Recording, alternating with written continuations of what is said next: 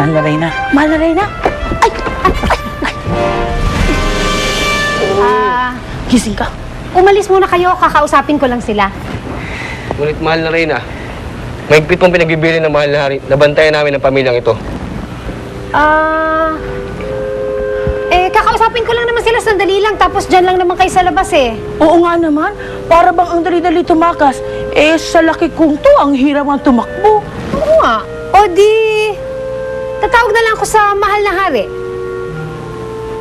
Mga kawal, sa labas lang tayo magbantay. Mahal na Reyna. Alam nyo, wala naman talaga kaming kinalaman kina Juliano at Romera. Hindi naman kami nakikipagsabuatan sa mga sinumpang duwende. Huminahon ka, Hilda.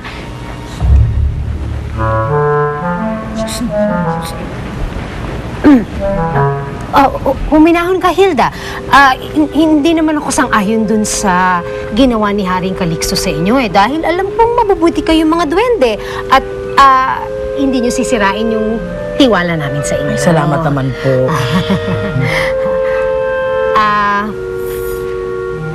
Gusto ko lang namang makasiguro na itinatago nyo yung sikreto ni Prinsesa Dorfina. Mahal na Reyna, ano pong sekreto?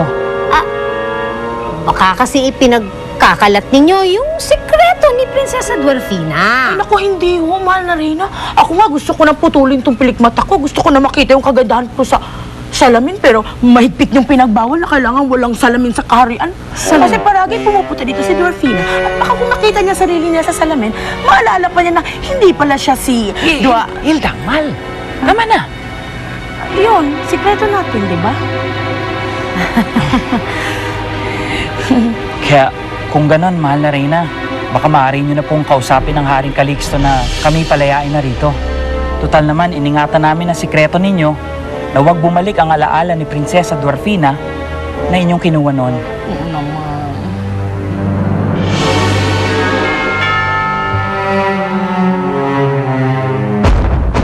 Uy, Lyndon!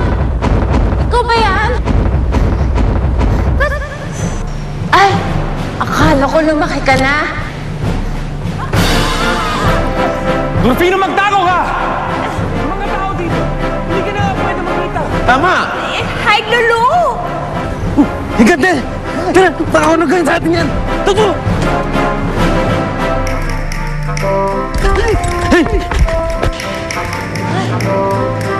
Huwag kayo mag-alala, hindi ko kayo sasaktan. Bilisan mo! Kikay, Yes? hindi niya pwedeng makikita ang sariling sa salamin.